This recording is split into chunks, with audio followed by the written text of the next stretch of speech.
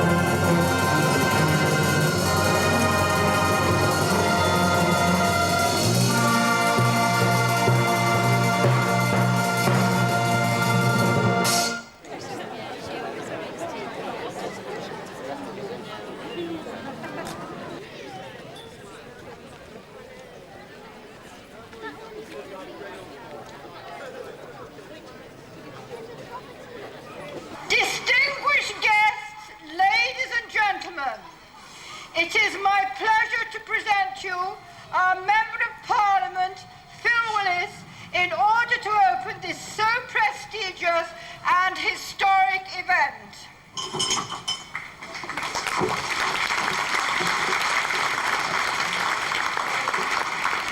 Well, welcome everyone to Knaresborough, and thank you very much indeed for coming in your hordes today. I'm not, as you know, going to make a long speech, just the first 15 minutes will be devoted to this. But can I first of all thank everybody who's been involved in this marvellous pageant, and indeed to everybody who's actually turned up to support, because this is very much a Knaresborough event. And without further ado, it is my enormous honour, great pleasure, and indeed an underdressed privilege to say that the Millennium Pageant for Knaresborough is now open. Thank you very much.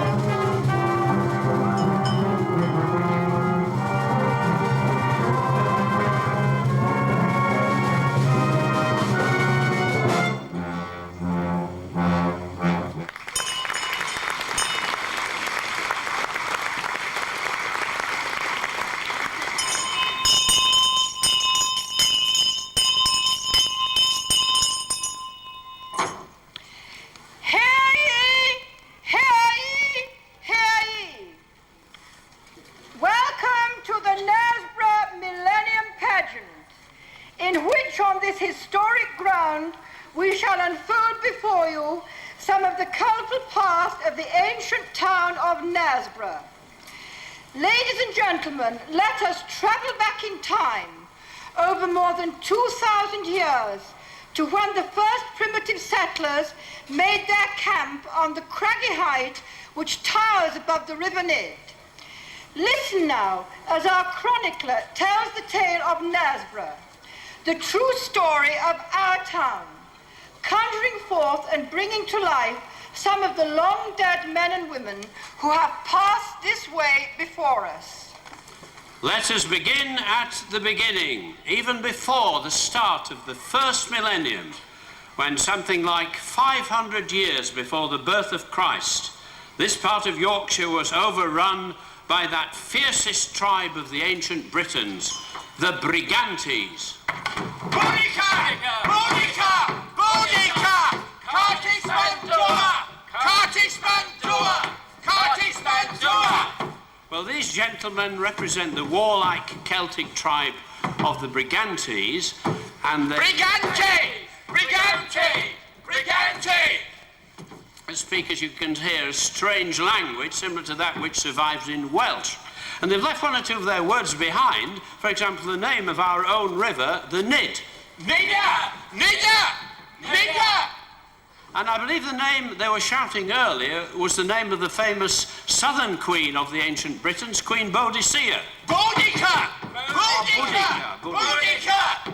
And the other name, that of the local leader of the Brigantes, Queen Cartismandua. Cartismandua! Cartismandua! Cartismandua! You can understand, ladies and gentlemen, why it took so long to quell these Brigantes. Julius Caesar had invaded Britain in 54 BC, but it was not until 74 AD that the Romans finally defeated this lot. We could do with a few Romans now to deal with them. I wonder if we have any. Romans, please.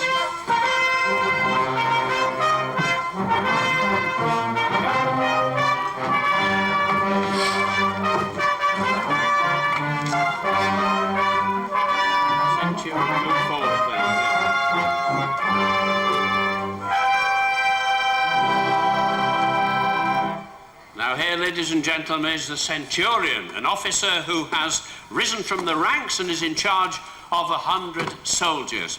I think I'll try out a bit of my rusty Latin on him, and I'll ask him where he's from. Salve, centurio, quid oppidum tu habitas? Isorium. Ah, Isorium. Isorium Brigantum. Isorium Brigantum was the name the Romans gave to their headquarters near here, what we now call Aldborough. Originally a walled city covering some 60 acres. I think I'll ask him if he likes serving in Britain. Placetne tibi haec in Britannia militia? Cibus optimus. Feminae pulcherrimae. Sed tempus horribilus. Well, I see quite a few of you here do understand Latin after all, but you probably got that it says the food's good and the women beautiful, pulcherrimae, but the weather, the British weather, horrible. They don't like that.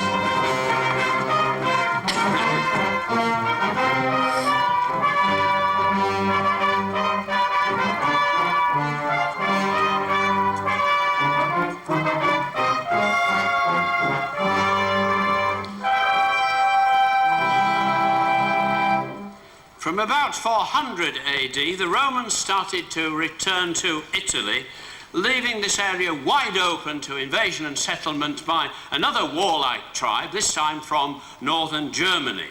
The Angles, not the Saxons. The Saxons were well to the south in places like Sussex and Essex. Here are some Angles now.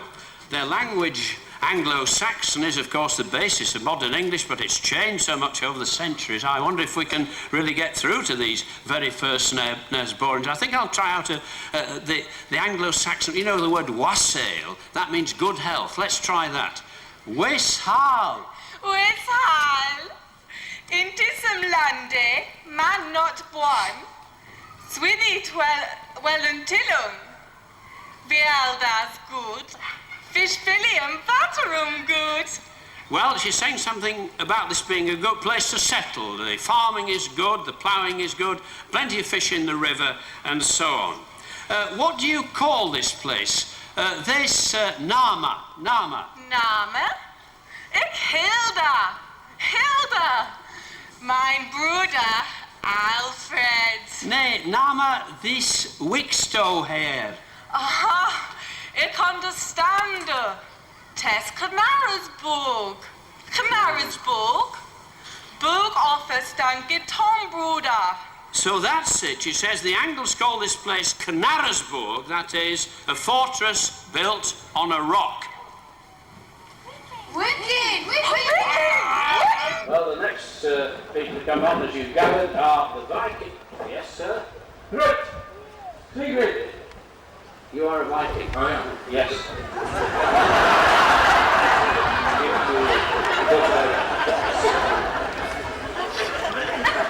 Yeah, but Brigantes. Ah, yes, that's right.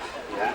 It's pointing towards Brigate, which of course means the way to the gate. Isn't a gate in our sense, it's the way to the bridge. That's a Scandinavian name we still use today. Kah-ge-ga-gah-bowh. Kah-ge-ga-gah-bowh, that's the way to the church. And this Viking name shows, of course, that there was a church down there on the site where the Normans later built the parish church of St. John the Baptist. So, and Svartedanser. Ah, Svartedanser. It's just told us they're going to perform down there. The Claro sword and Morris men, of whom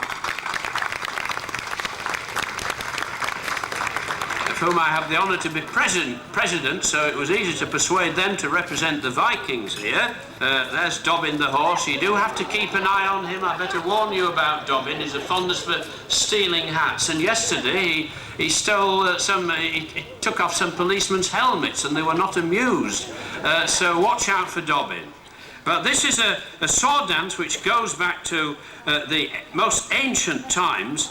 A celebration of victory, perhaps, in Viking days, but when you see them form the lock, that is, they interlace the swords, and it's in the form of a star or the sun, and when that rises up, that's a symbol of the rising of the sun at the winter solstice, and it's a very tricky manoeuvre, so when you see that, I hope you'll give them a good round of applause. Ladies and gentlemen, Claro sword and Morris men.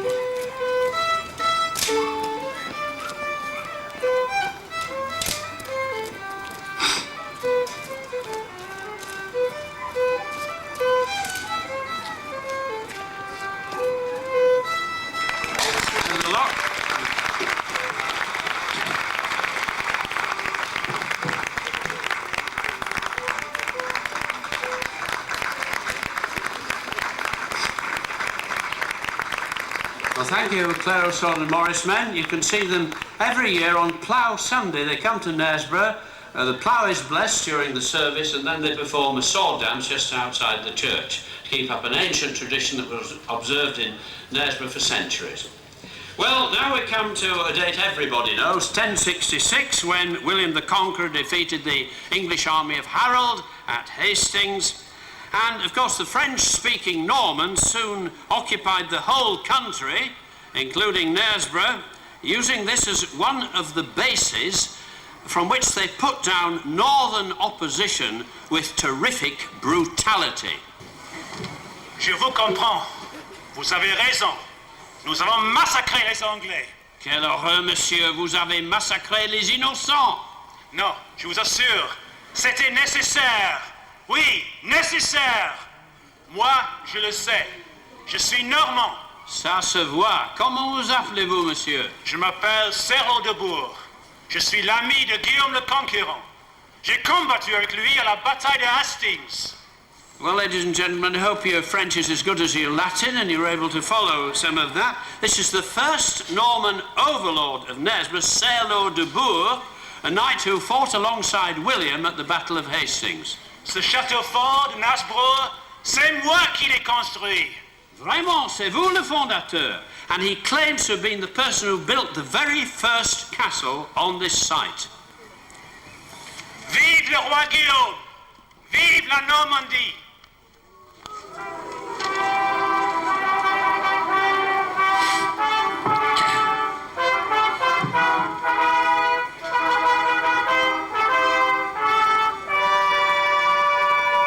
You may think it odd to hear French spoken on these battlements, but French, of course, was the language used by the Norman aristocracy and the church and all the officials, the army, and so on, right until the time of Chaucer in the 14th century. There's another Norman knight coming along. I wonder if this chap speaks any English. Monsieur, would you mind telling us your name? I am Hugh de Morville. There is blood on your sword. Why are you here? What have you done? Do not question me, fellow. I have every right to be here. Do I not hold the lordship of Knaresborough on behalf of His Majesty King Henry? Has he not given me large sums of money to improve this castle? No need to take offence, Hugh de Morville. I am from the future. I can do you no harm. If thou art from the future, thou wilt know of King Henry's question concerning one Thomas Becket, Archbishop of Canterbury. Will no one rid me of this turbulent priest? And thou wilt also know that I and my 3 friends took him at his word, 3 faithful friends who are with me now in this castle. On the 29th of December, in the year of our Lord, 1170, we 4 travelled to Canterbury, and there we slew Thomas Becket as he knelt in prayer before the altar he profaned. So let all the enemies of King Henry die. Traitor! Traitor! Traitor!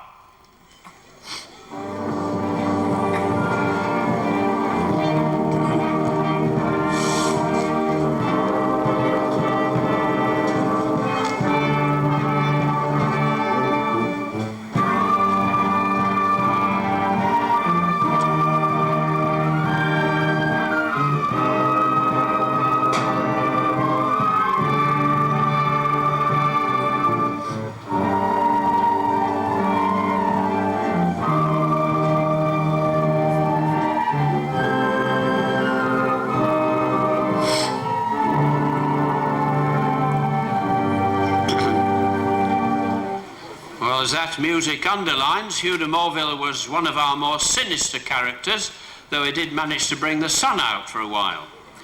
Anyway, the 4 assassins of Becket who had fled to Knaresborough for refuge stayed in this castle for about a year, detested by the local people. According to the chronicler John de Brompton, even the dogs of the castle, when these men threw them scraps of meat from their table, the dogs sniffed at the meat, then refused to eat it. But now let us move on 40 years to the year 1210, when Knaresborough is placed firmly on the map, surprisingly by one of the most notorious Plantagenets of all, King John. Have a care, sir, have a care how you speak of His Majesty King John.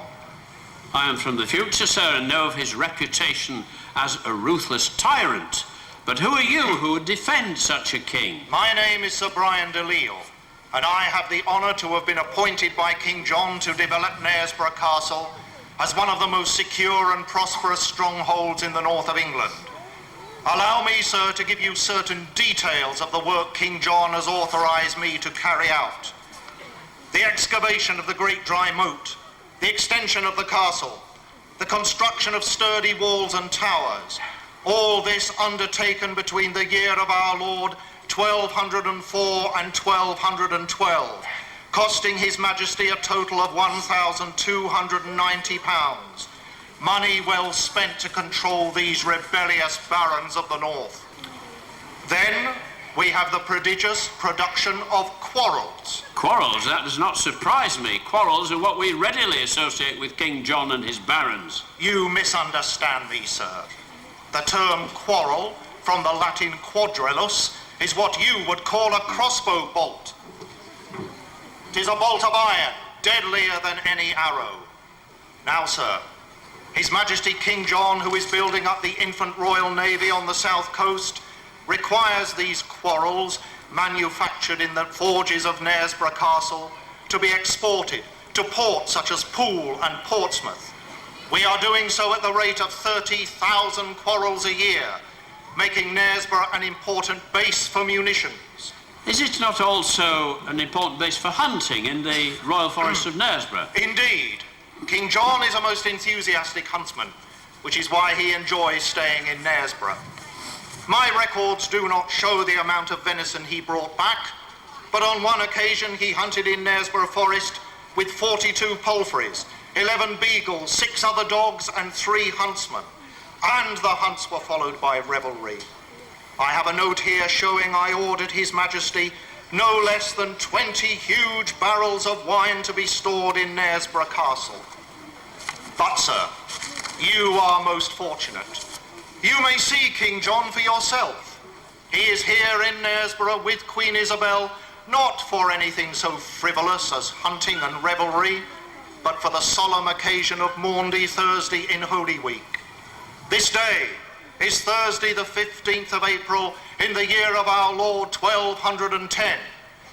Let us give a hearty welcome to His Majesty King John and Queen Isabel. Hey!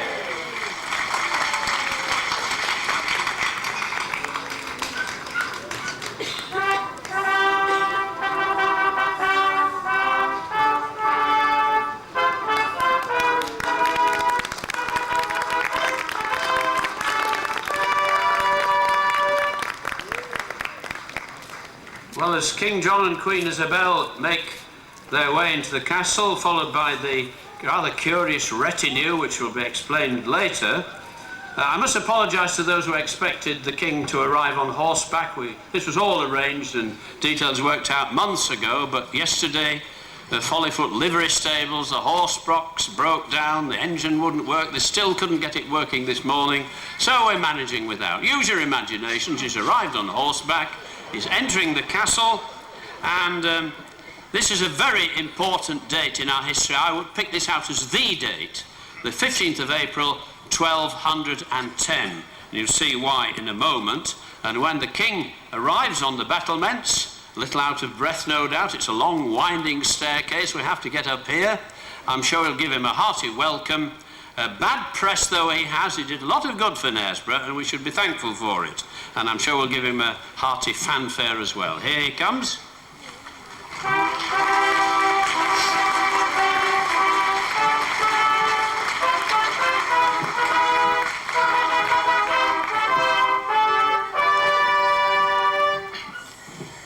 Good people of Knaresborough, I come before you in this holy week of 1210 to mark the day of the Lord's Supper, Maundy Thursday. It has long been the custom of the Church on this day to give alms to the poor, in obedience to our Lord's command, spoken at the Last Supper, that we are to love and serve those in need. Is that not so, Sir Brian?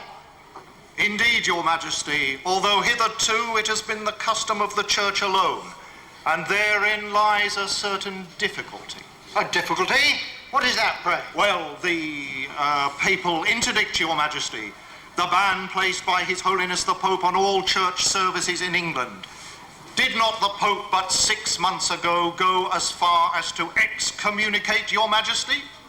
Indeed, because I refuse to accept his choice of the Archbishop of Canterbury. But why should I, a Christian King of England, slavishly obey the Pope? No, I intend to mark this day in true Christian fashion by giving money and clothing to the poor. Is everything prepared? Yes, Your Majesty, the new clothes and shoes, each with a girdle and a knife newly forged in the castle. Are the 13 Knaresborough paupers assembled? Yes, Your Majesty, 13 poor males of Knaresborough as you decreed. Very well, let the 13 paupers come forward.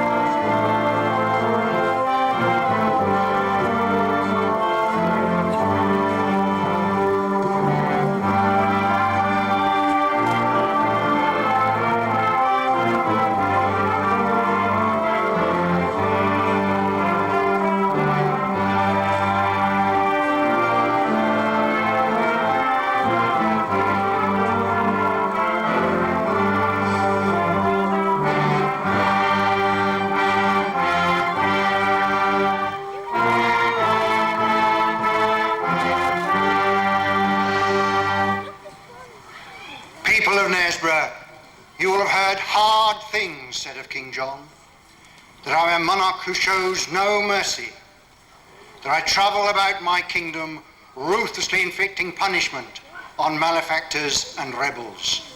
Yet the kings and queens of England, whatever their faults and frailties, rule by divine authority. I assert my right to observe Maundy Thursday by giving alms of money, clothing and food to the poor. My gifts to you, 13, are but a token of my clemency. This day I authorise the feeding of 100 poor people throughout the town, and they shall feed on bread and the very best fish. King John! And tomorrow, Good Friday, in remembrance of the suffering of our Lord Jesus Christ on the cross, I will provide food for 1,000 needy persons. King John. All this is a matter of history, plainly recorded in the Rotulus Missae and other documents. We even know that the cost to the royal purse was, for the feeding of the 100 paupers, 9 shillings and 4pence halfpenny, and for the 1,000, £4 13 and 9pence. And what Knaresborough should be really proud of is the fact, now accepted by the Royal Armoury, that this almsgiving by King John in Knaresborough in 1210 is the first known example of any royal Maundy in England. Surprising as it may seem, we have another instance of the piety of King John. He had a particular respect for our local holy man, Saint Robert. Saint Robert, dost thou say? Nay, call me not Saint Robert. I am but a poor friar, worshipping my Creator, serving my fellow men, and living the simple life of a hermit. Yet, is it not true, holy friar, that you come of a good family and could have enjoyed a life of ease? Aye, brother. My father is Toke Flower, Mayor of York. He takes it very ill that I live on barley bread and wild roots and herbs, and have made my home yonder in that little cave on the riverbank beyond Grimbled Crag. Ah, there's peace and holy quiet there, except when I'm visited by the devil, cruelly tempting me to give up the life of a hermit. But when old Nick appears, I send him packing with a swipe of my stout stick and a generous sprinkling of holy water. Be of good cheer, brother. In spite of Robert's encounters with the devil, there were once demons who acted in his defence. This is how the old chronicles tell the story of the tyrannical lord of Knaresborough, Sir William de Stotville. Squire?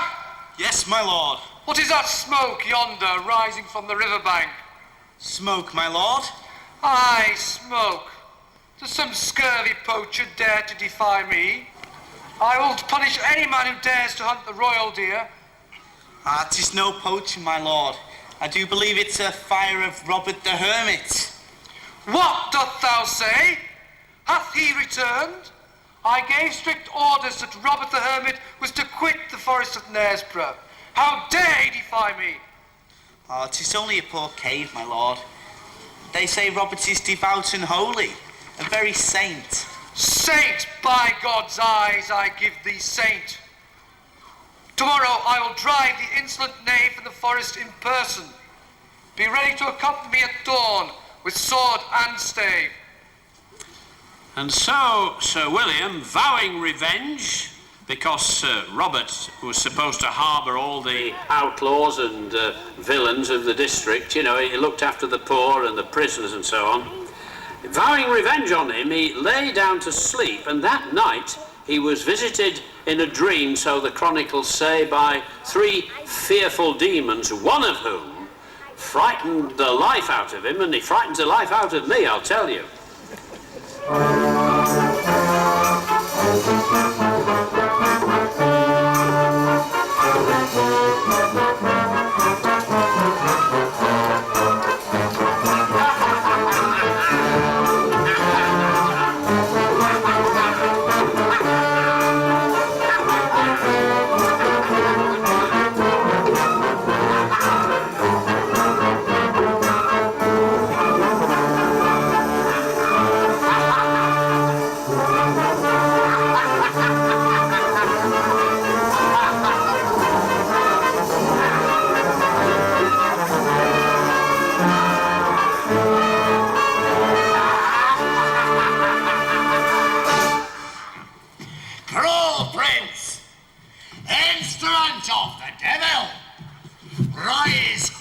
William de Stottville, and to make choice of one of these two maces to defend thyself. Mercy! Mercy! What have I done?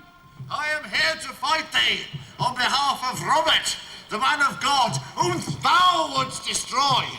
I challenge thee to fight for thy very life. Arise, I say! Stop! Stop, I beseech thee! I do repent me of the evil I did imagine against this holy man. I will injure him no more. By God's eyes, I swear it!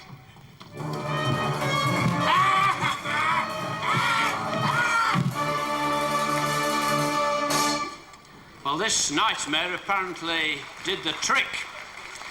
And as soon as it was light, Sir William went down to St. Robert's Cave, a reformed man, and granted Robert all the land between his cave and Grimble Crag. A few years later, in 1216, Robert, at prayer in his cave, you can imagine the cave just here, he received a visit from King John himself. Imagine the king travelling all the way down to near Grimble Bridge there to visit this holy man in a riverside cave, but he did. Robert, thou hast a royal visitor. His Majesty King John with Queen Isabel come down from Knaresborough Castle to do thee homage. I am sorry, Your Majesty, the holy hermit is at prayer. Robert! Oh, let him say out his prayers, Sir Robert. Yet, Your Majesty, I do detect an independence of spirit, even an insolence in his manner. Come, Robert, on your feet, man, the king is here.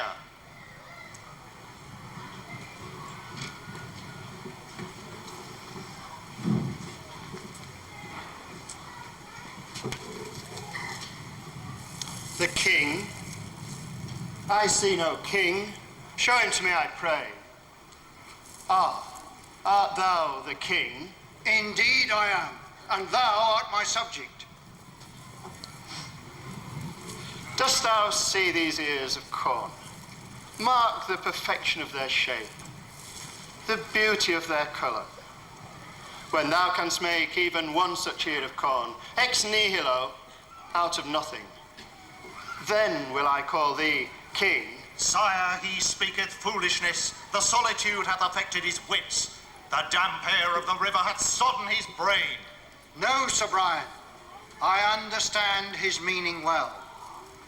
He answers only to the King of creation, in whose sight all men are equal. Robert, pray for me, and I will give you a carucate of land sufficient for thy plough for a whole year. And may the ground yield a fruitful supply of corn. Farewell.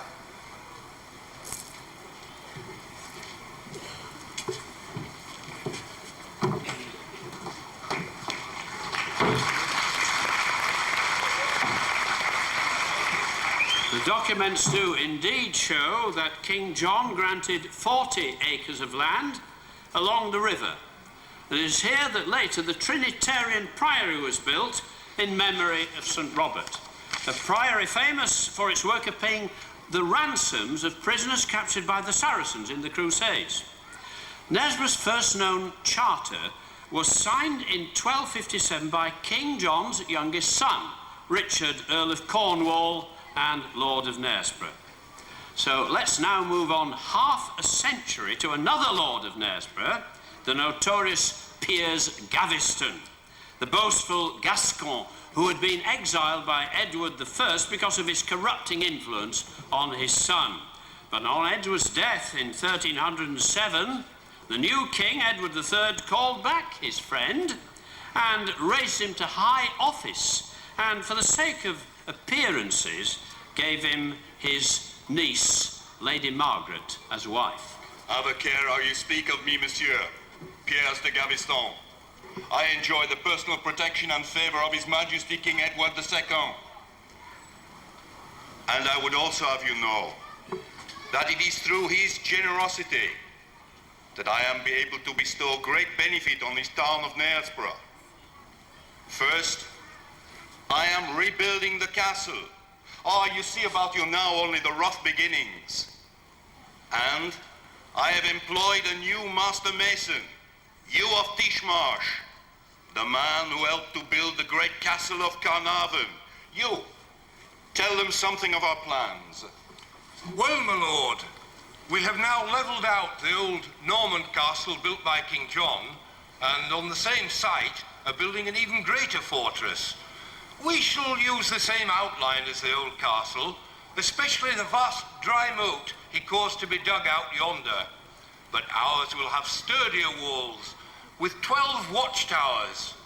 And here, where we are standing, shall be the great keep, beneath which is the dungeon.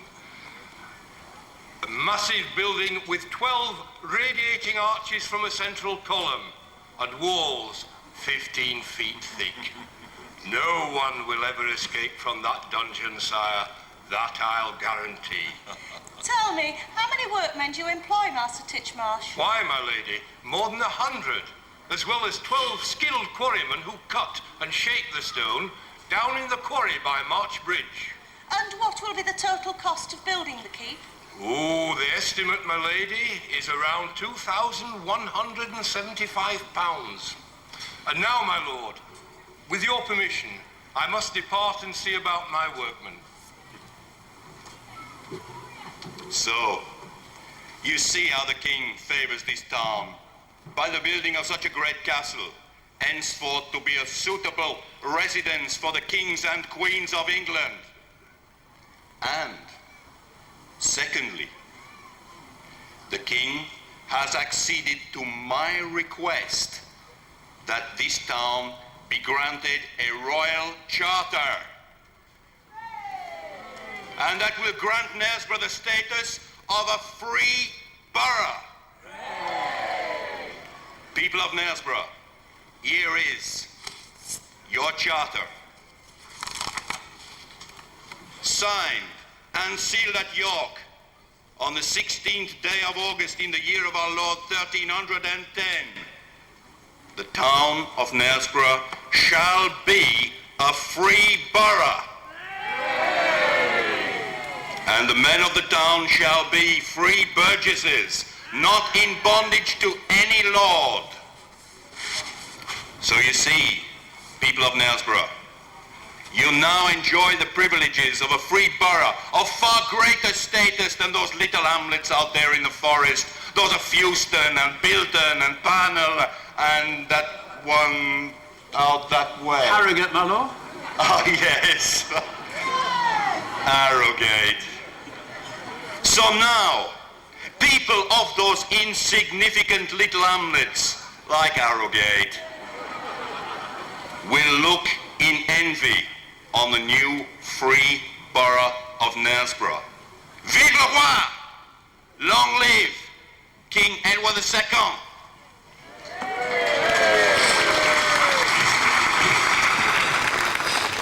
There's a lovely boastful Gascon for you. Did a lot of good for the town, charter and the rebuilding of this castle completely. But he may have been instrumental in raising the status of the town, but only 2 years later, while Edward II was actually staying in Knaresborough Castle, Gaveston was captured by the rebellious barons in Scarborough Castle and beheaded, his severed head being sent back here to the king. We thought it would be a bit too gruesome to reenact that bit. Then, in October 1317, one of the rebel knights besieged and captured Knaresborough Castle, holding it until the 29th of January 1318, when it was recaptured by the king's forces. But only a few months later, Knaresborough was struck by an even greater disaster, a raid by a fearsome band of marauding Scots.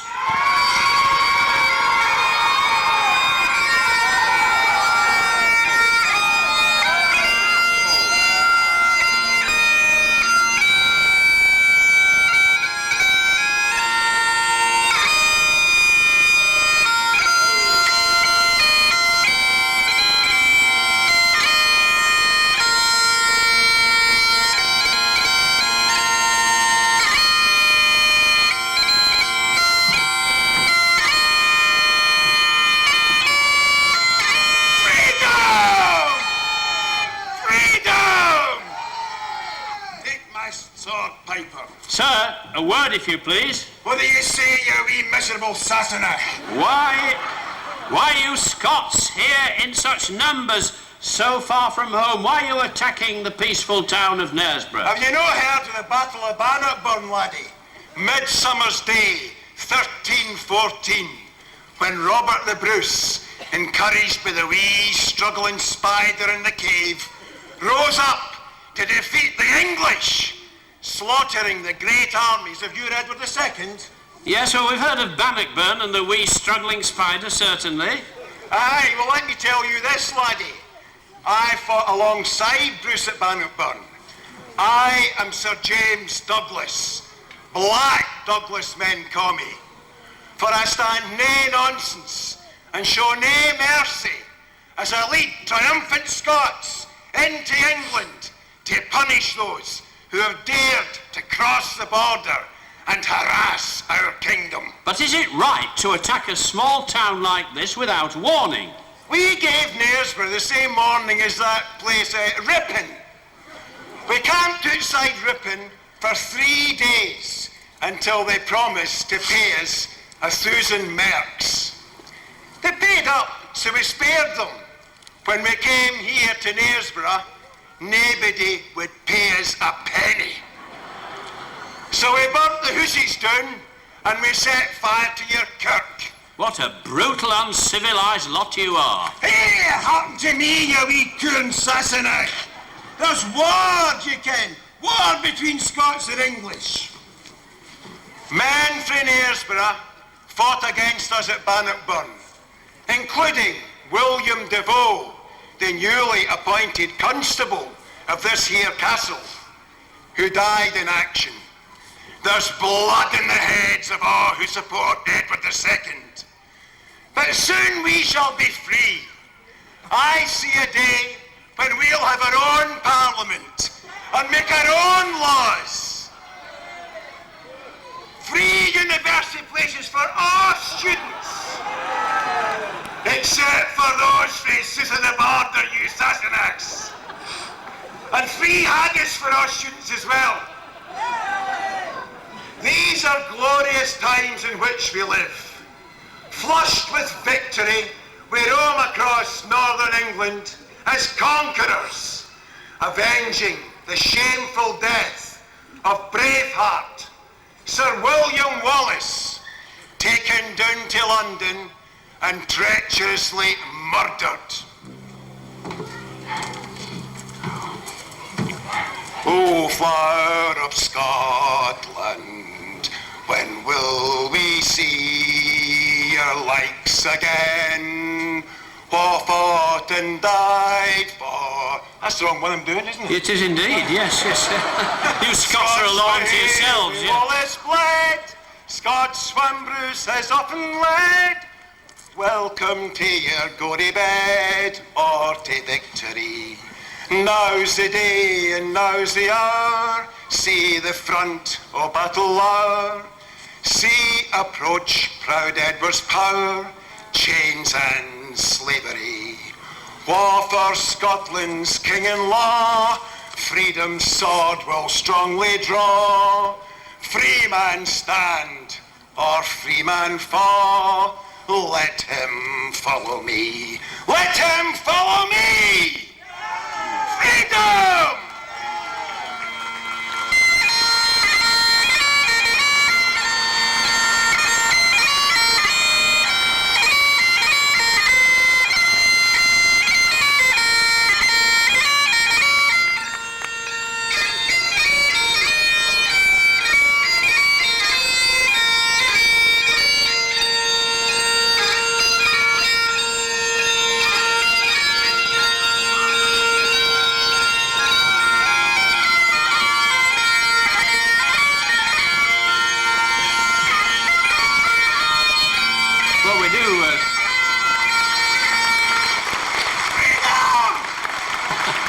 You're not done with them yet, you know. We do depart from the script from time to time, sometimes with happy results, actually. A case was the Viking decided he'd come on with the sword, and he had one of those that the Scots were going to use, so that was a little out of sequence, and that was what they call a claymore. And some of you may have been thinking, you know, size doesn't matter anyway, but the fact is that Black Douglas there assured me that that was a replica of one of the swords used by William Wallace. They really were as big as that. So at least the Scots were generous with cold steel. Well, you'll excuse the anachronism in that lovely song, which actually the words by Robert Burns, not written until the 18th century. But this is the spirit, you see, in which the Scots burnt down 140 out of 160 of the most substantial houses of the town. Fortunately, Knaresborough soon rose from its smouldering ruins, and a few years later embarked on a more peaceful period under the gracious rule of Queen Philippa. She was a young Flemish princess who first came to Knaresborough in 1328 just to spend a week's honeymoon after her marriage with Edward III, so Edward III in York Minster. She was then just 15 years old, and it was not until 1331, when Philippa was 18, that King Edward granted her as a marriage dower, and this is why we know she came here then, the castle, the town, the honour and forest of Knaresborough. So here now comes the young Queen Philippa, 18 years of age, and again she should have approached on horseback, but I think we have a very dignified escort for her. And you'll see two knights of the Black Phoenix, and you'll see a lady with a falcon, a hawk of some kind on her wrist, because falconry was very popular in those days. And there it is, look, demonstrating for you Queen Philippa, ladies in waiting holding her train.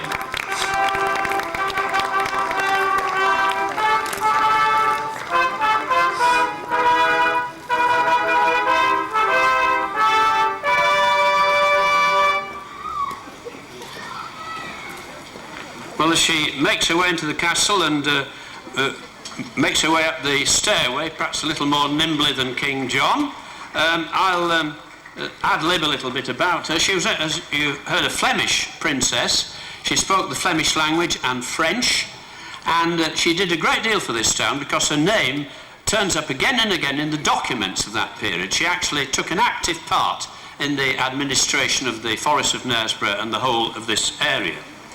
And there's some interesting stories about her, actually. We haven't time to go into all of them now, but she was a popular queen, and any moment she will be on the battlements to address the people.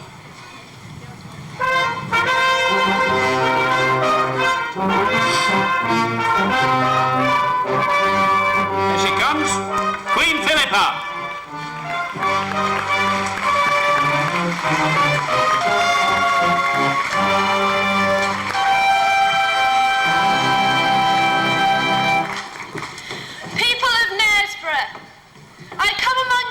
As your queen, but above all as one who desires to establish peace and prosperity in this troubled northern kingdom.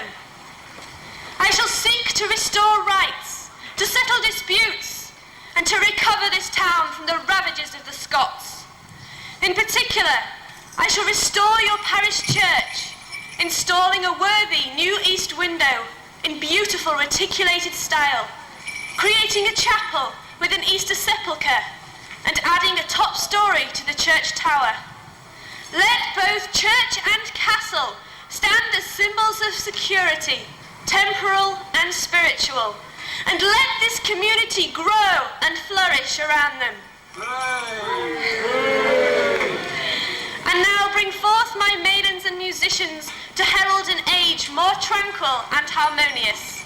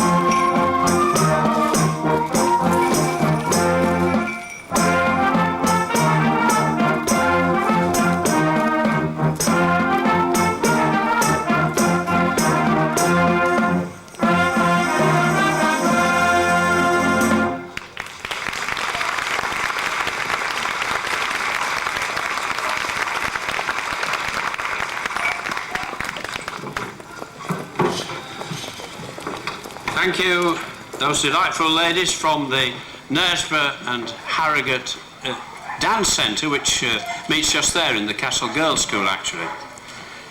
Philippa's lasting memorial, of course, to the town was a splendid restoration of the parish church, reconsecrated in 1343. Only a few years later, however, in July 1349, Knaresborough was visited by another disaster, the Black Death, bubonic plague, spread by flea-ridden black rats, wiping out a third of the population of England and taking a terrible toll in Knaresborough itself. Yet once again the town recovered and soon entered a new phase as part of the Duchy of Lancaster. You see, Edward III and Queen Philippa had two famous sons, the Black Prince and John of Gaunt. And on the 25th of June 1372, King Edward granted to his fourth son, John of Gaunt, Duke of Lancaster, the Lordship of Knaresborough, which explains why this is still one of the Queen's castles, administered by the Duchy of Lancaster.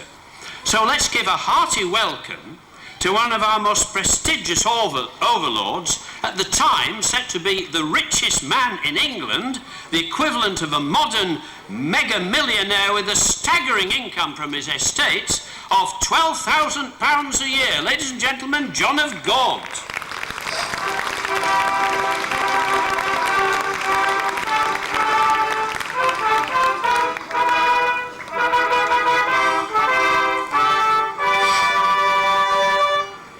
Now, he too should have arrived on horseback, and we'd even arranged for a specially large horse for him, because he won't mind me saying this, he weighs 18 stone.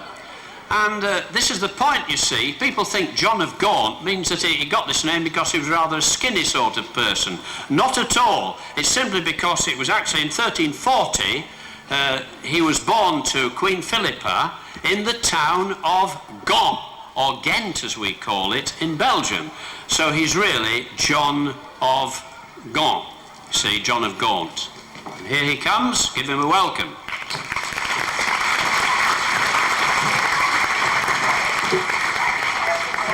Good people, I thank you for your welcome as I humbly take over from my late mother, Her Majesty Queen Philippa, the administration of this castle, honour and royal forest.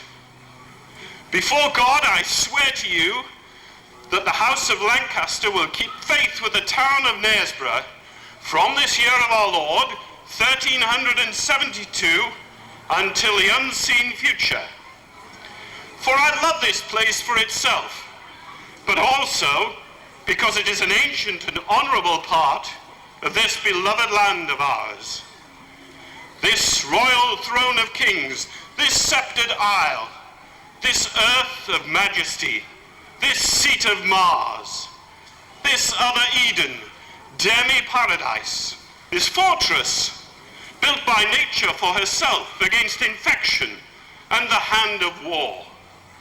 This happy breed of men, this little world, this precious stone set in the silver sea, which serves it in the office of a wall, or as a moat, defensive to a house against the envy of less happier lands. This blessed plot, this earth, this realm, this England.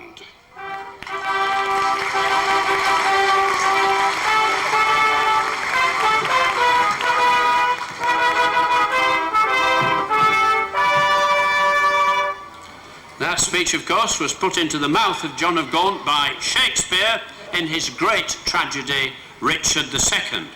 This tells the story of how John of Gaunt died in 1399, and when he died, Richard II seized his estates. So John's son, Henry Bolingbroke, the new Duke of Lancaster, worked to avenge his father and restore his rights. And in the end, he deposed King Richard and ruled in his stead as Henry IV. Now, one of the places where Bolingbroke placed Richard under house arrest was here in Knaresborough Castle, shortly before his mysterious death, probably by murder, in Pontefract Castle. Many prisoners have languished in the terrible dungeon beneath us, but Knaresborough's most distinguished prisoner was kept in this portion of the castle which serves as our stage, what we call the King's Chamber. Here he comes, Richard II, as Shakespeare imagined him, attempting to face up to the fact that he, the rightful King of England, is a prisoner in one of his own castles. Not all the water in the rough, rude sea can wash the balm from an anointed king. The breath of worldly men cannot depose the deputy elected by the Lord. For every man that Bolingbroke hath pressed to lift shrewd steel against our golden crown, God for his Richard hath in heavenly pay a glorious angel. Then, if angels fight, weak men must fall, for heaven still guards the right. For God's sake, let us sit upon the ground and tell sad stories of the death of kings, how some have been deposed, some slain in war, some haunted by the ghosts they have deposed, some poisoned by their wives, some sleeping killed, all murdered. For within the hollow crown that rounds the mortal temples of a king keeps death his court. Cover your heads and mock not flesh and blood with formal reverence. Throw away respect, tradition, form and ceremonious duty, for you have but mistook me all this while. I live with bread like you, feel want, taste grief, need friends. Subjected thus, how can you say to me, I am a king?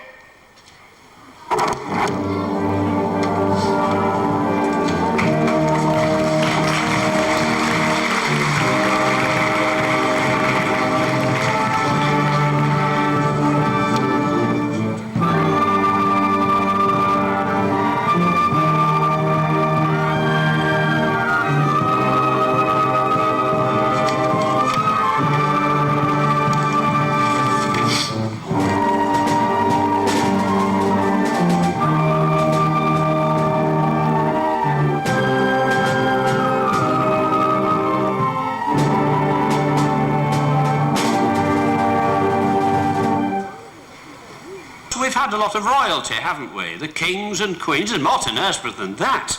And we have emphasised the royal associations, and rightly so, but we must not overlook the ordinary folk of the town. Those many Knaresborough men, for example, killed during the Wars of the Roses at the bloody Battle of Towton in 1461. Or in times of peace, the townsfolk met by the antiquary of Henry VIII, John Leyland, who visited Knaresborough in about 1538, and he made notes of everything, and he noted, very impressed, he said, by the liveliness of the market and the strength of the castle, and by the remarkable water of the dropping well, which had the power to turn all things to stone. Yet significantly, Leyland made no mention of our most famous Tudor figure, Mother Shipton. And the reason is that at that time, certainly, she was living in York, as I think she will now be able to confirm.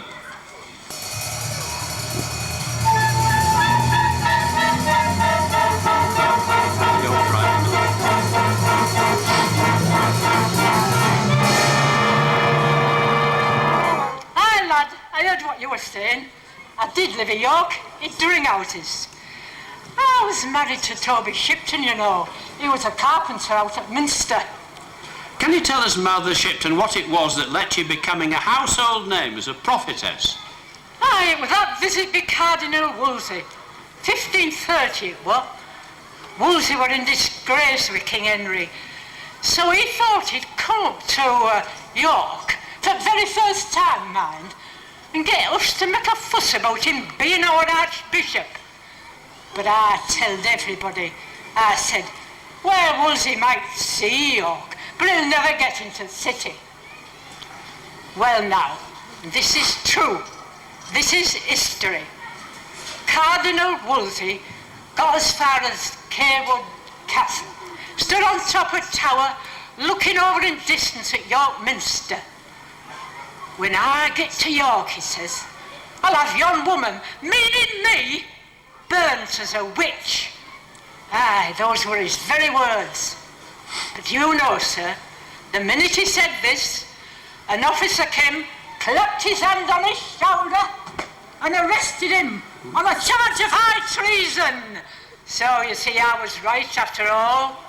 Wolsey saw York, but he never got there.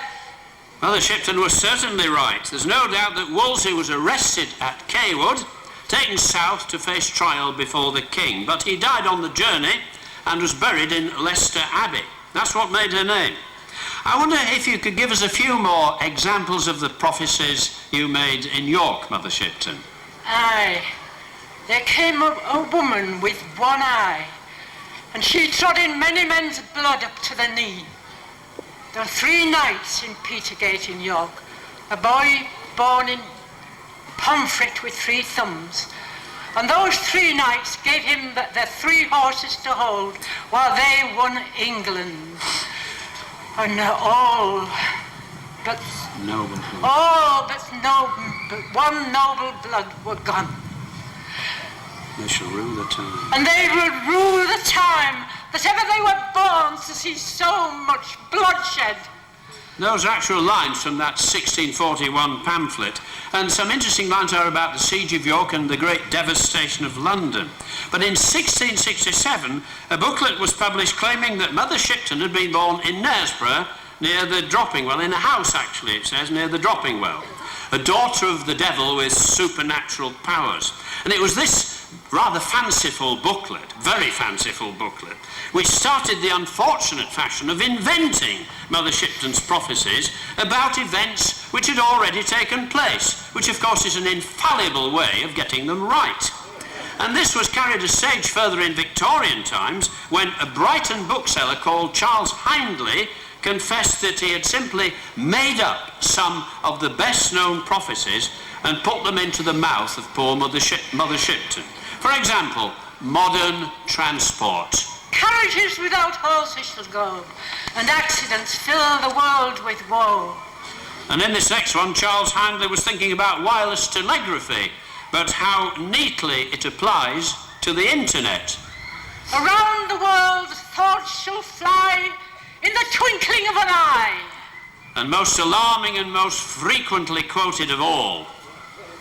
Then the world to an end shall come in, what date is it now? 2000. In the year 2001!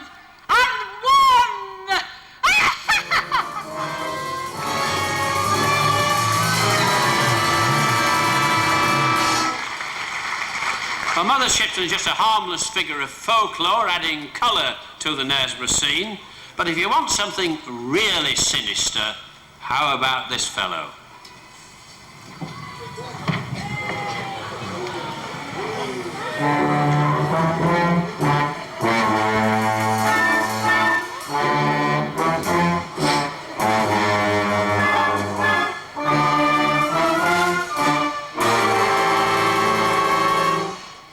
Excuse me, sir, I wonder if you'd mind answering a few questions.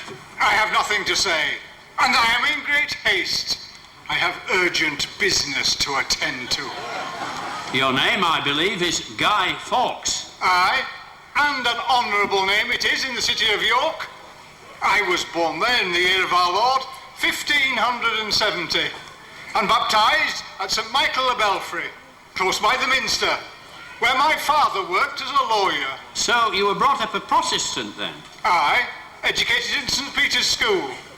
But then, after my father died, my mother married a Catholic, and I rediscovered the old faith.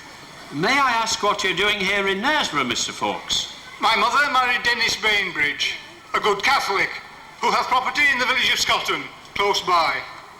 I came to live there with my mother and 2 sisters when I was about 18. Soon I became intrigued by the secret comings and goings of the priests, trying to keep alive a religion which had been most unjustly outlawed. And that is why I volunteered to join the Spanish army, fighting in the Netherlands. You rose to rank of captain, I believe. True, and fought with distinction at the siege of Calais. I am no rough villain, sir, but I'm proud to sign my name, Guy Fawkes of Scotland, gentleman. Not the mark of a gentleman, though, to attempt to blow up the king and his parliament. Sir, I was chosen for this work because of the expertise gained in the Spanish army. I have now accumulated 36 barrels of gunpowder and carefully positioned them in the vaults of the House of Lords, ready for the 5th of November, 1605. I consider it my duty to rid this land of the Scottish James I and all his pernicious Protestant influence. To attempt to destroy the king is a desperate remedy. Sir, desperate diseases require desperate remedies.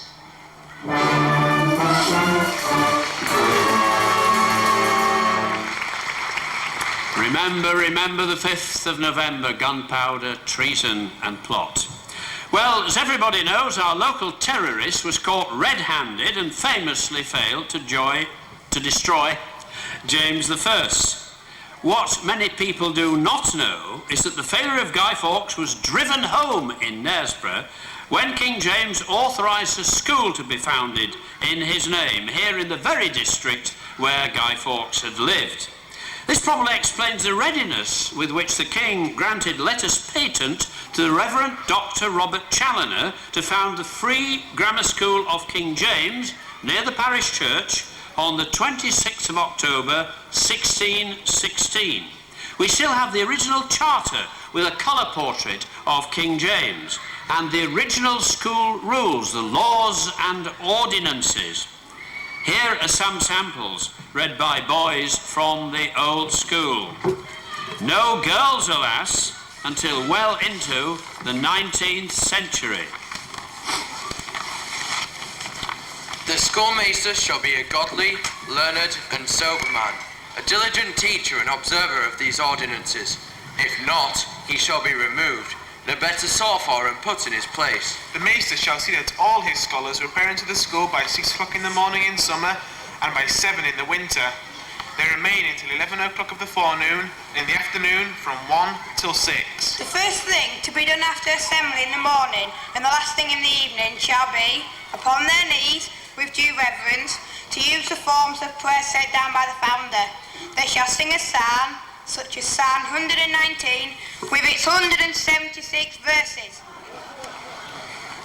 The maester shall have diligent regard to the manners of his scholars, and see that they come not to school uncombed, unwashed, ragged, or slovenly.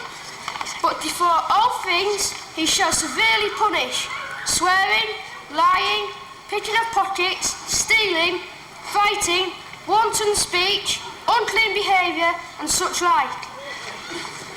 The schoolmaster shall carefully teach his scholars to pronounce distinctly and diligently, and to observe the point, comma, colon, and semicolon, and in writing Latin rightly to use the words, tenses, prepositions, and adverbs. None above the first form shall speak English in the school or at play, but all conversation shall be in Latin.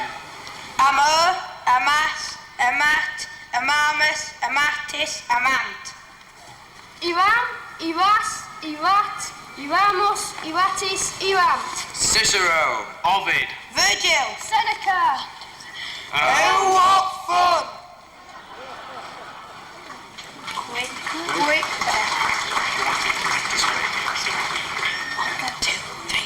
Quid retribuum domino pro omnibus quae retribuit mihi.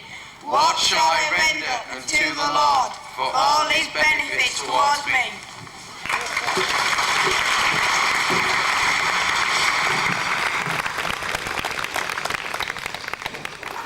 They didn't write about screaming at the top of the voices in those days, did they? Very well-behaved lads indeed. Sorry about the girls, but there weren't any there till into the 19th century. Now, some of you may have recognised that as the school motto, actually, the Latin from Psalm 116. Now, Another decision made in 1616 was that James I granted the lordship of Knaresborough to his son, Prince Charles, who was then only 16. When he later succeeded his father as Charles I, England, of course, was soon to be plunged into civil war. Politics were complicated in Knaresborough.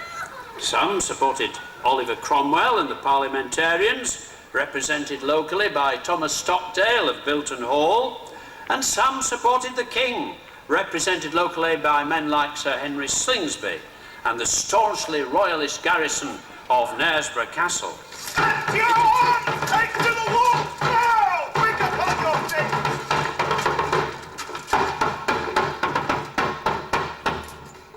It was the here... king and the cause! Cheer to the laws! Charles, King of England! God save the king! God save the king! It was here that the king's army stopped in the end of June 1644. I think I've got this right. Yes, it was the king's nephew, Prince Rupert. He stopped with his army and he was on his way to confront Cromwell's army at Marston Moor. So here are people supporting the king, and they're going to fight the Battle of Marston Moor, and on the 2nd of July 1644, the Royalists lost 4,000 men, and they were decisively defeated by the parliamentarians and the Scottish forces, commanded by Cromwell. The Cavaliers utterly routed by the Roundheads.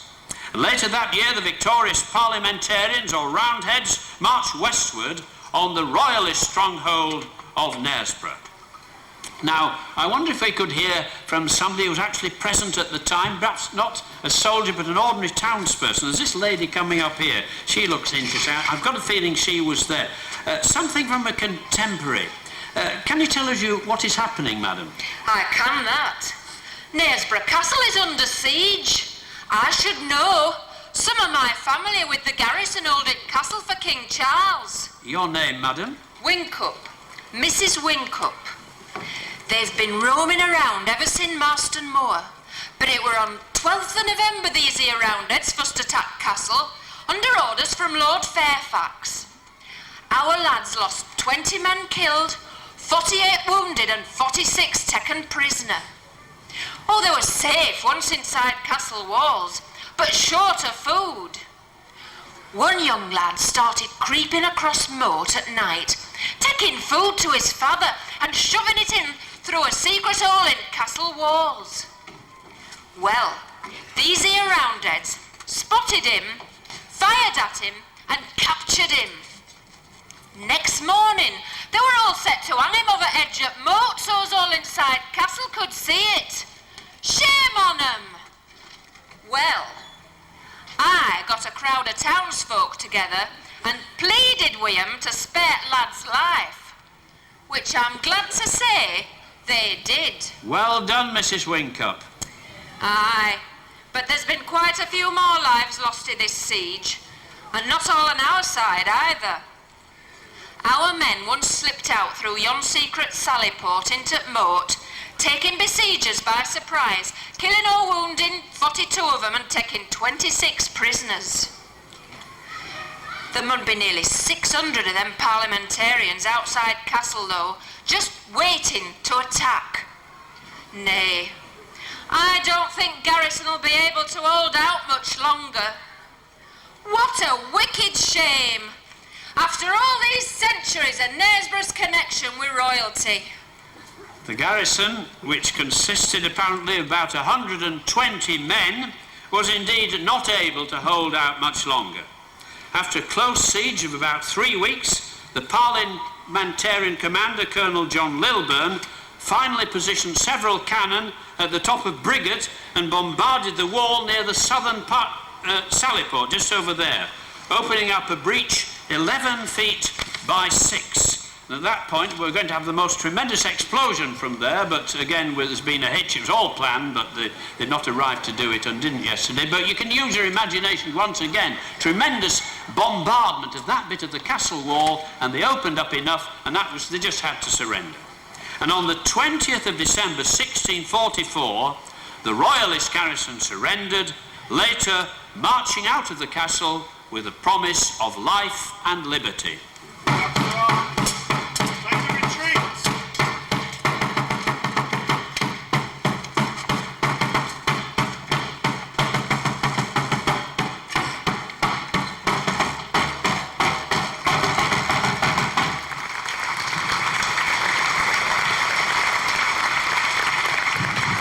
It's very unlikely that Oliver Cromwell himself was present at the siege, but a few years later he certainly stayed in Knaresborough to house in High Street. We have an eyewitness account of this, in fact.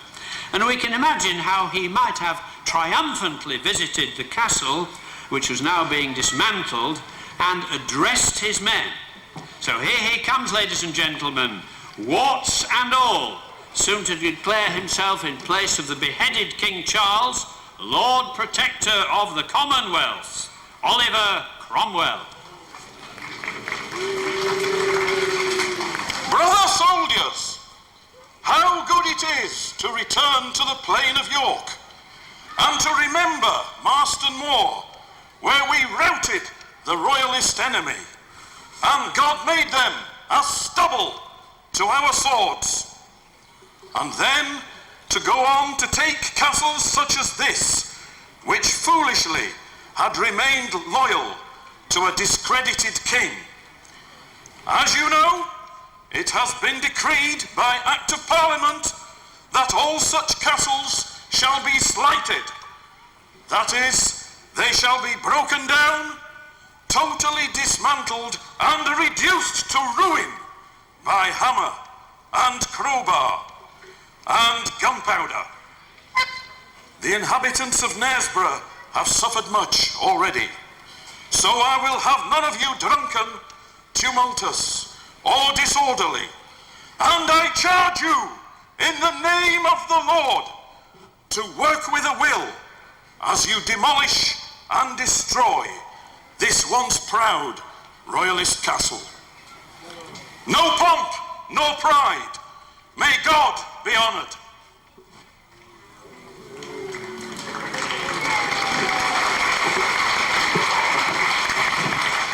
We couldn't really decide whether to have, cheers here or a fanfare, whether you're royalists or parliamentarians, we don't really know. But there are some who would speak in his defence. Don't think he was terribly popular, actually, in Knaresborough. Well, in spite of what Cromwell said, the demolition of the castle by systematic, crowbar, gunpowder and so on, though badly mutilated, it still stands, and the keep in particular remains like a jagged, defiant stump of an oak tooth. And one thing Cromwell could not destroy, the glorious view from the castle of the River Gorge below. Well, following the restoration of the monarchy in 1660, when Charles II came to the throne, Knaresborough entered a phase of peace and prosperity, known to the world in those days as Knaresborough Spa, because this was the base for taking the waters out there on the wild heath, which later, of course, became Harrogate Stray. Now, to move on a little, to hear something of Knaresborough in the 18th century, let us meet a man who lived through most of it. Our longest-serving vicar, incumbent of St John's from 1735 to 1788, his vicarage later being the little stately home now used by our town council. That is Knaresborough House. Ladies and gentlemen, the vicar, the Reverend Thomas Collins.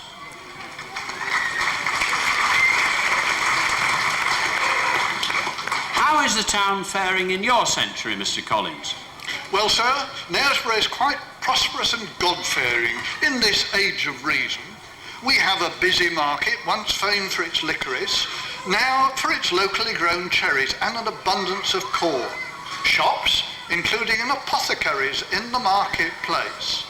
Busy inns, though the spa visitors now are inclined to stay in Harrogate itself and take a carriage out to Knaresborough to enjoy our beautiful scenery as part of the cure. The most important part of our economy is the flax industry. Numerous cottages turning out the best quality linen, as many as 200 looms, producing every week 1,000 pieces of linen, each 20 yards in length. The folks work hard here in Knaresborough, sir. And perhaps the most astonishing linen weaver of all is Thomas Hill, builder of the house in the rock. But you have one in your own century who is his direct descendant. Perhaps she can tell you about him. Well, this can only be Nancy Buttle, who once lived in the house in the rock. Here she comes.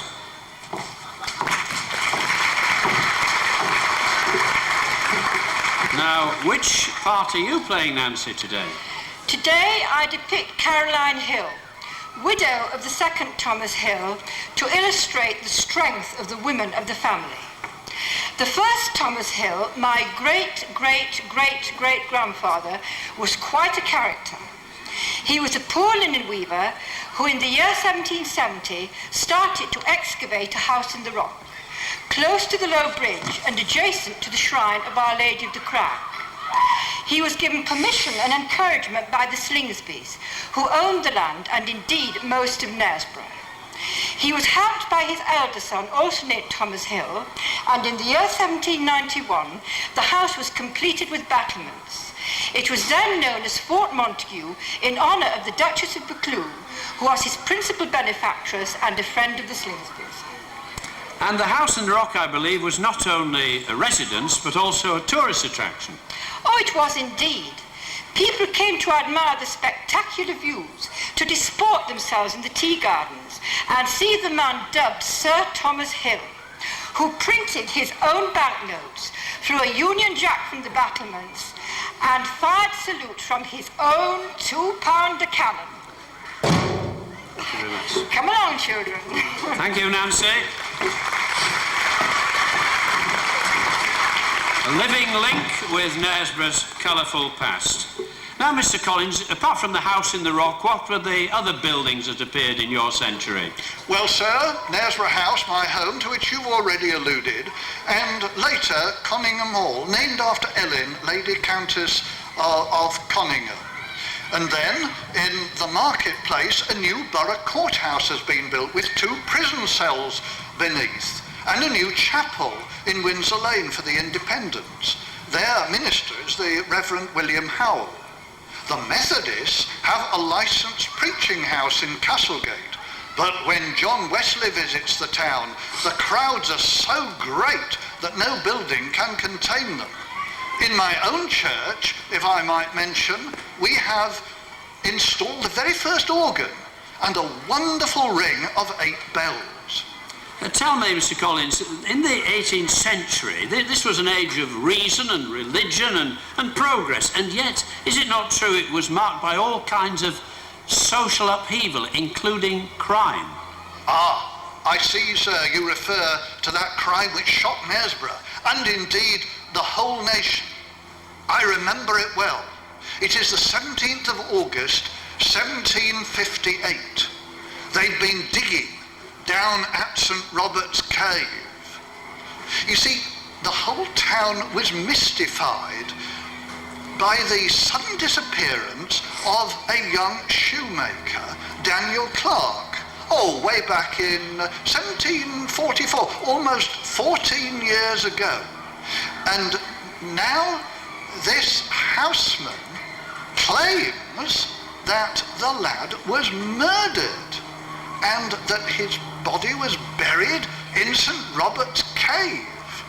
Murdered by a Knaresborough schoolmaster, Eugene Aram. Eugene Aram, no ordinary murderer, Mr. Collins. No, indeed, sir. He's a man of remarkable scholarship, skilled in several languages. He runs a small school at the top of High Street, which my own nephew attended. I can scarcely believe there's any truth in this tale. But let us see what the constables have unearthed. Now here, I think, comes Constable Barker, one of those digging down at St. Robert's Cave. Let's see what he has found.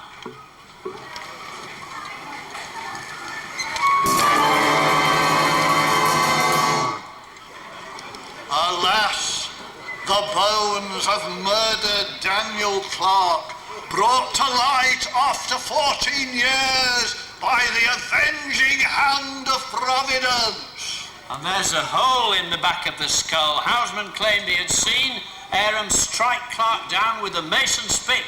It all fits. But to move on to the year 1759, at York Assizes, Eugene Aram was found guilty, though no one doubts that Houseman, who turned King's evidence, may well have struck the fatal blow himself. Eugene Aram was hanged in York on the 6th of August 1759, and then his body was brought to Knaresborough and displayed on a gibbet, I believe. Oh yes, sir. On the hill, just above the Mother Shipton Inn. A grisly sight, you know, sir. And his poor widow Anna used to collect pieces of the corpse as they fell from the gibbet and tried to give them decent burial. Oh dear, how did Anna manage after Aram's death? Oh, she had a small shop in the town where she sold homemade meat pies. But now, sir, permit me to introduce you to a Knaresborough man of a very different kind. One of the most astonishing personalities in the whole of the 18th century.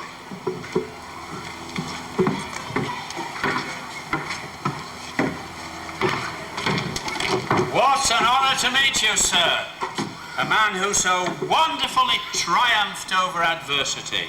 Everybody has heard of Blind Jack of Knaresborough. Aye, lad. Blind Jack of Knaresborough. That's what folk call me. Though it's really John Metcalfe.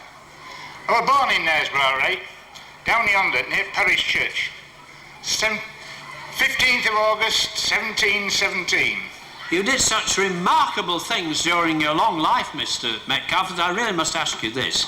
Is it really true that you were completely blind? Aye, lad. Blind as a stone. Ever since I was 6-year-old.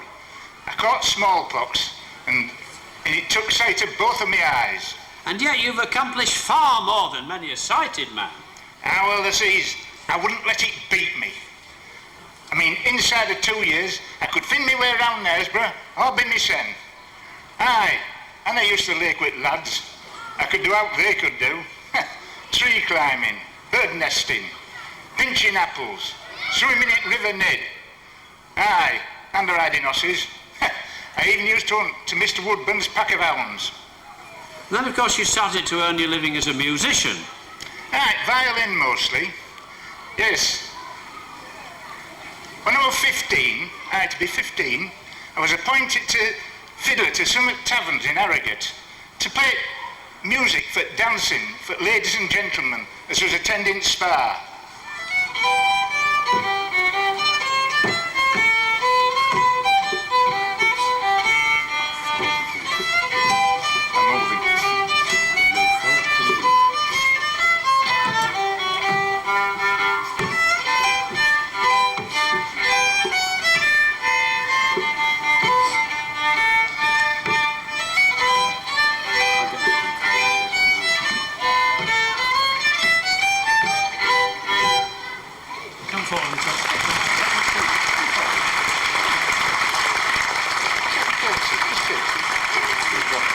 Champion, wasn't it, Jack, eh? Champion. It was champion, aye. Yeah. But that's how I met Dolly, you know. She was daughter at landlord at Royal Oak. Aye. Aye, but her parents wouldn't hear of her marrying a blind man. But I soon fettled that. Me and Dolly eloped. And just to know, we were married 40 years, very happily.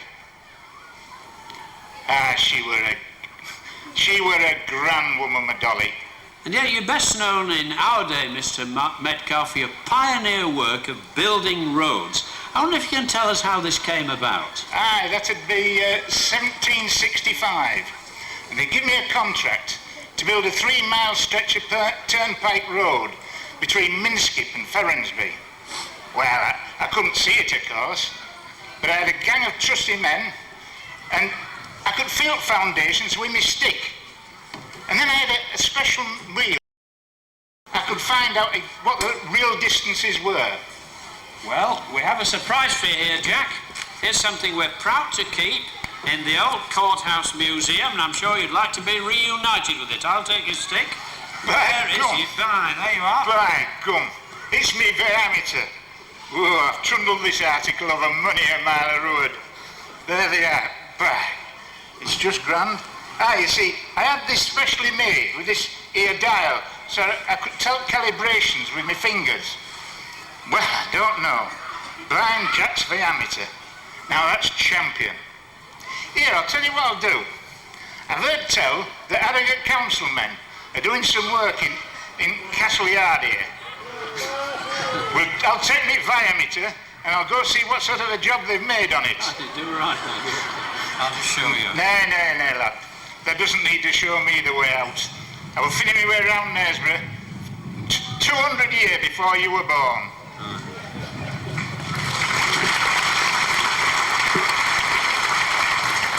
Well, there goes Blind Jack of Knaresborough, who died in his 93rd year at his daughter's home in Spofford.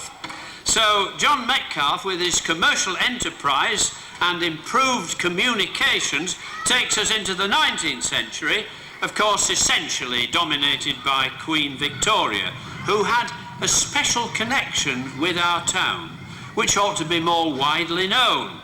It concerns a local product for which Knaresborough was once world famous, linen. And here is a lady who knows all about it. Would you please tell us your name, madam? My name is Harriet Wilson, and I'm a weft winder working down by the riverside at Walton's Castle Mill. We make the finest linen here in Knaresborough, sir. So good that in 1838, the year after Queen Victoria came to the throne, we were appointed royal linen manufacturers to Her Majesty. And we still supply all the royal palaces with towels and sheets. The Queen would also have been very pleased to note that at the Great Exhibition in 1851, a seamless linen shirt woven by George Henshaw won the Prince Albert Medal. 1851, that was a notable year. That was the year they managed to rebuild the collapsed viaduct, wasn't it? Oh, yes. All the work people at the mill were fearing for their lives when the first viaduct fell down. It were about noon on the 11th of March, 1848, when there was this thunderous roar and the whole lot fell in the river.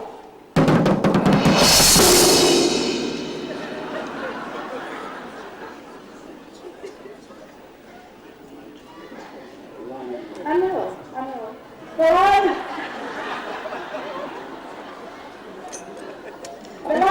Enjoying the sound of the collapsed viaduct. It's more effective than phones for fireworks, I'm glad to say.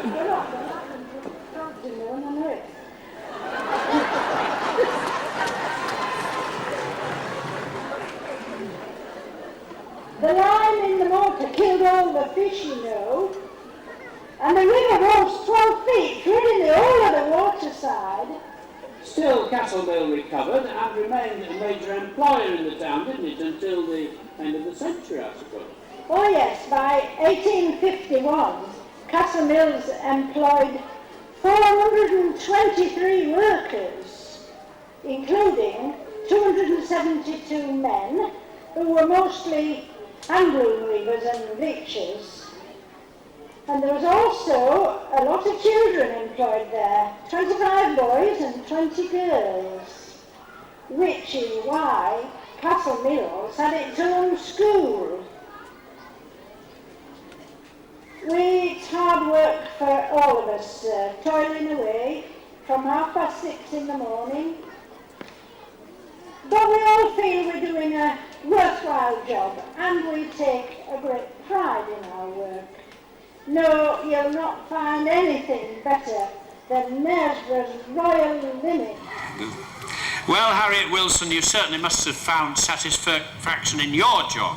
Ladies and gentlemen, this lady served as a weft winder in Castle Mill for 62 years, retiring in 1935 at the age of 75. She followed in the tradition of her father and grandfather, who had each worked at Walton's for 48 years, and her sister for 33. I think the whole of the Wilson family deserves a round of applause.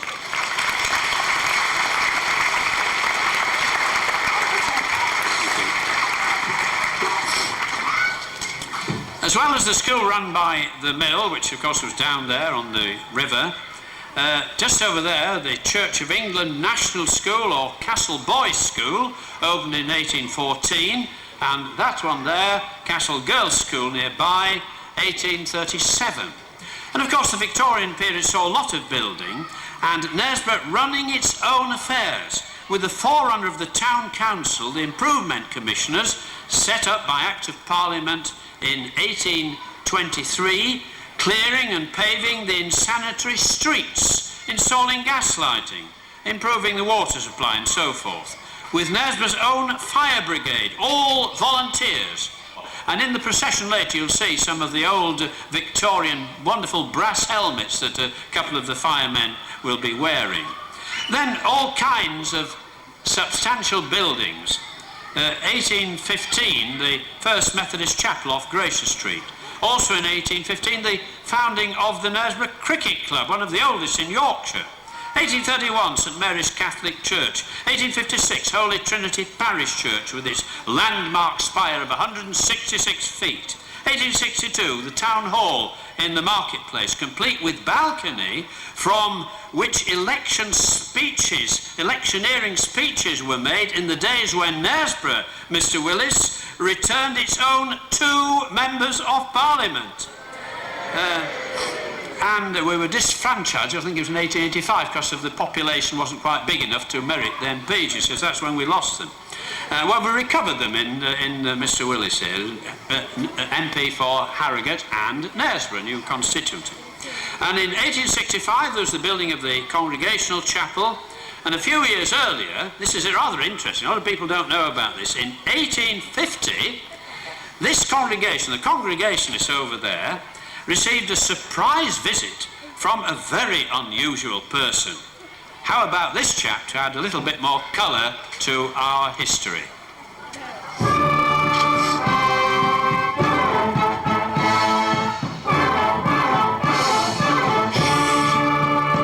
Stop those kids. How? My name is Kah-ge-ga-gah-bowh. I am chief of the Ojibwa tribe of Indians, and I come not with tomahawk and scalping knife, but ready to smoke pipe of peace. Please repeat name after me. Kah-ge-ga-gah-bowh. Kah-ge-ga-gah-bowh. Kah-ge-ga-gah-bowh. Kah-ge-ga-gah-bowh. Very good, but simpler to use English version of my name. Which is? George Copway. Well, I tell you my story. I was born in a Ojibwa tribe in province of Ontario, Canada. At age of 12, I was converted by Methodist missionaries. Later, I became preacher and translator of scriptures into language of my people. But in later years, I left the Methodists. You left the Methodists? Why was that, Mr Copway? They speak with forked tongues. They accuse me of stealing their collection money to spend on firewater. Eat big trouble, so I leave. Then, in 1839, I meet charming young English girl. I call her in our tongue, Wa-be-guna-kwe, female, white, flower. In year 1839, we were married. Elizabeth is granddaughter of Reverend William Howell, Venerable Minister of Congregational Chapel in Knaresborough. She tell me all about this lovely old town. So here I am, I come to visit her native Yorkshire and see her birthplace. Have you also visited Harrogate, Mr. Copway? Yes, a place full of bawdy houses. Bawdy houses? No, they're brothels. I think you mean boarding houses. Bawdy houses and hotels, built for people who come to drink the waters. We stay 4 days at Crown Hotel. They charge us aristocratic prices. George Copway, what are your conclusions after your visit to Europe as an American Indian? The age of Queen Victoria is mighty big time of travel and change. I see many different kinds of churches. Catholic, Anglican, Methodist and Congregationalists. And I see many different kinds of people. White, black, yellow and redskins too. But we are all one in Jesus Christ, who died to save mankind. And we Christians are brothers and sisters the world over. Friends, I bid you peace.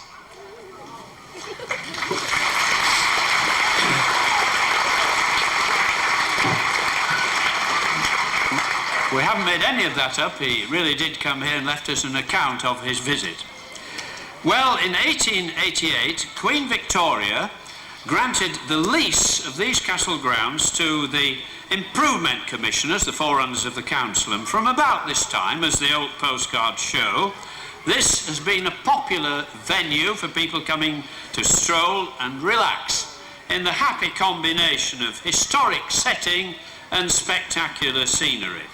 Often to the sound of music from the bandstand, which for a long time was just over there, very often played by our own silver band, which has a long history in the town, and sometimes listening to Victorian singers like these.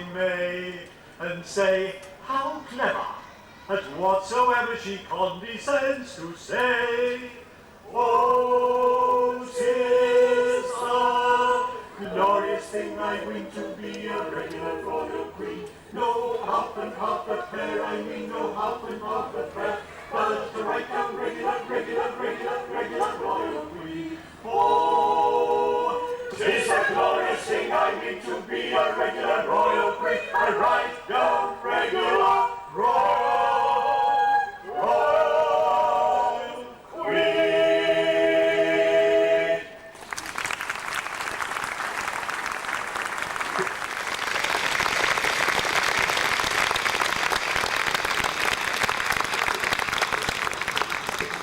Thank you, ladies and gentlemen of the Knaresborough Musical Society.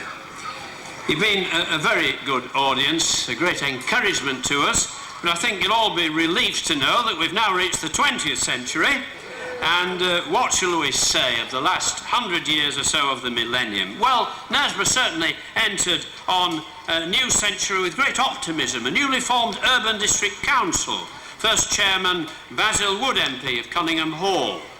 And the councillor offices continued the work of improving and administering the town, installing modern sanitation, for example. We take it for granted, but you know, even in 1902, those valiant night soil men still had to remove 1,760 tonnes of stinking soil and excrement of night soil from the privies down the yard.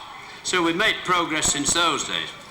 Of course, poor circumstances could not hold a good man down. Think of Philip Inman of Charing Cross Hospital, born in a thatched cottage in Waterbank Bank, who rose to become Lord Privy Seal and Lord Inman of Knaresborough. Progress was made in Knaresborough's housing and Knaresborough's health, but it was soon, alas, disrupted by two catastrophic world wars. And here come members of the British Legion to remind us of this. Every Remembrance Sunday,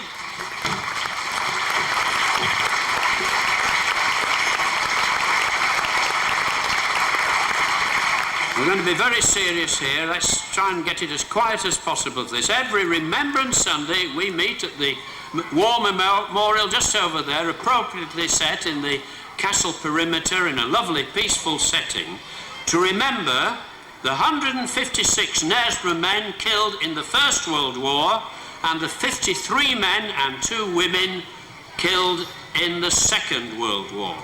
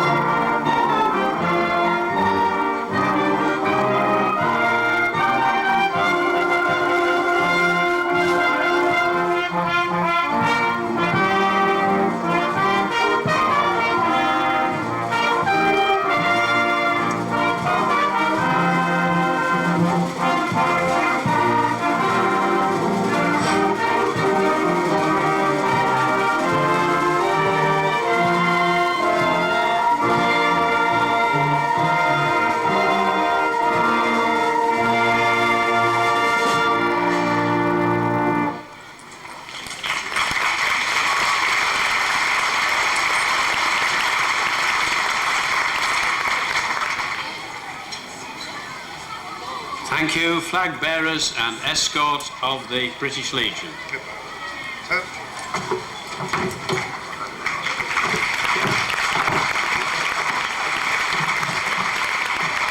One of those who came back, incidentally, not as well known as it might be, was the RAF pilot Ginger Lacey, the famous ace of the Battle of Britain. And he was an old boy of King James's Grammar School. 2 disastrous wars with Germany.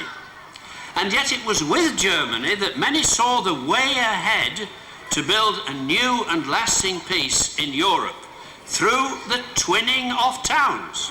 And in 1969, largely through the work of Councillor Albert Halsh and the then town clerk, George Barnett, and the Burgermeister of Bayborough, August Wilhelm Mender, Knaresborough was twinned with the German town of Bayborough. At the time called Susan Ramsden, I had the privilege of being the first schoolgirl from Knaresborough to make an exchange with a schoolgirl from Bayborough, Dorla Vetlaufer. We still keep in touch, and Dorla came back to Knaresborough to see us again as recently as April. This year, we celebrate 30 years of grassroots town twinning. From the beginning, a vital component has been the partnership between the Bruder Grimm Schule in Bayborough and King James's School, Knaresborough. The latter is of special interest because in 1971 there took place a historic change in the education of secondary school children in Knaresborough, as elsewhere. King James's ceased to be a grammar school and combined with the secondary modern schools of Knaresborough and Boroughbridge to form on the same site off York Road a large new comprehensive school. Officially opened by the Duchess of Kent on the 29th of February 1972, the new King James's, modernised, computerised and technologically sophisticated, nevertheless maintains a link with tradition, as some contemporary school children will now demonstrate. I am in the junior part of school and I wear as part of my uniform a red Royal Stuart kilt. I am in middle school and we wear the green hunting Stuart tartan. I'm in the sixth form and we wear the white dress Stuart tartan. I am just a mere boy, so I'm not allowed to wear any kind of tartan skirt. Just a tie in Royal Stuart tartan. But still, just imagine what it would be like if we were to go around in kilt and sporran, looking like some sort of knobbly knees competition. Nomen Domini in vocabo. What shall I render to the Lord for all his benefits towards me?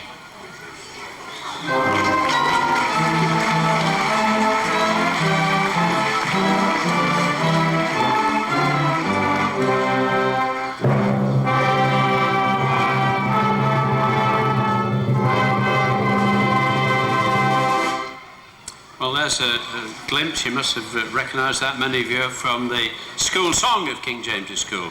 Nice to see those modern uniforms and still have that link with the past through the Stuart tartans, a nice contrast to those four soberly less dressed lads from the 17th century. Well, of course, no pageant can possibly do justice to all the cultural and social life of contemporary Knaresborough. We've around 100 different churches and societies and clubs of every kind, especially sports clubs, and open-air events such as the bed race, which was organised originally by the Round Table and now along with the Lions, and it started actually in 1966.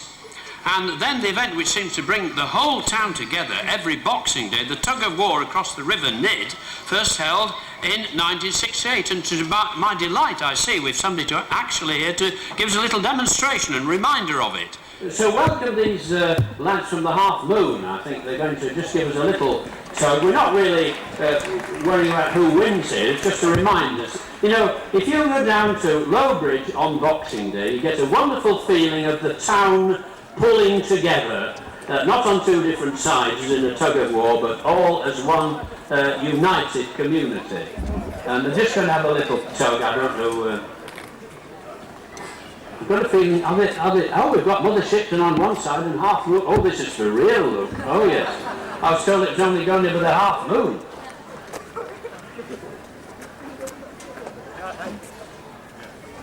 Pick up the rope! Hang on a minute.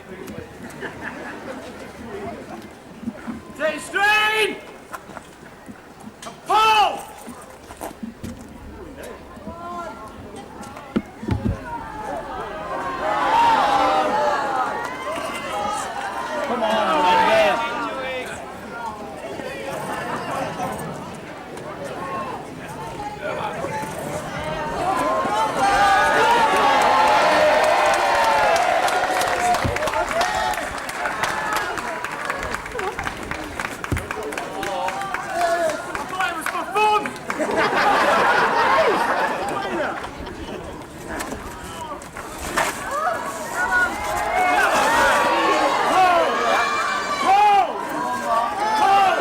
half moon.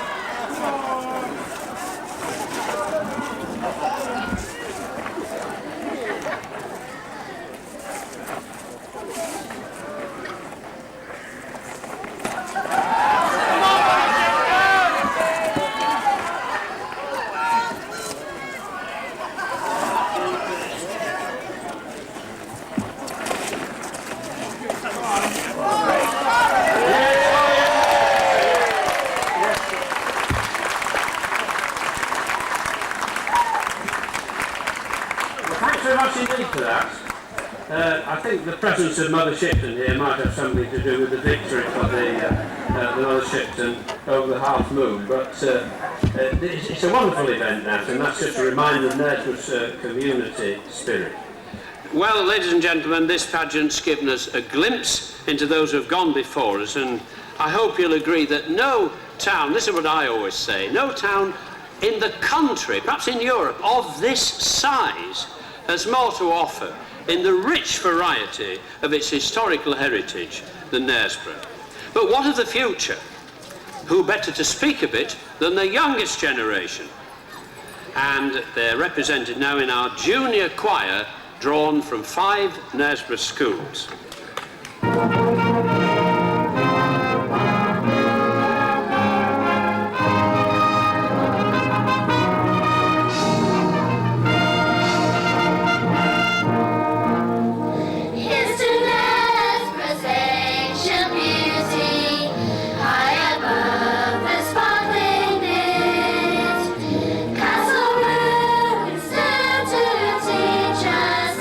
History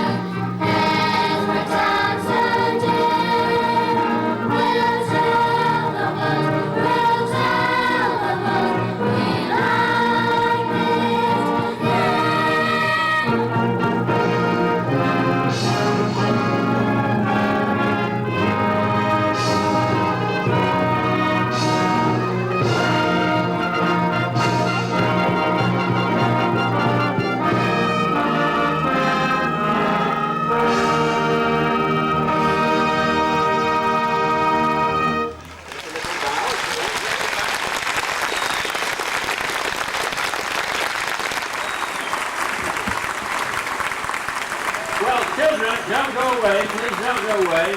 Something you might always want it to do. We've said we'll tell the world we like it here, so we're going to spread Knaresborough throughout quite a big area, we hope, by releasing some balloons, and you can help to do it if you like to go to the centre.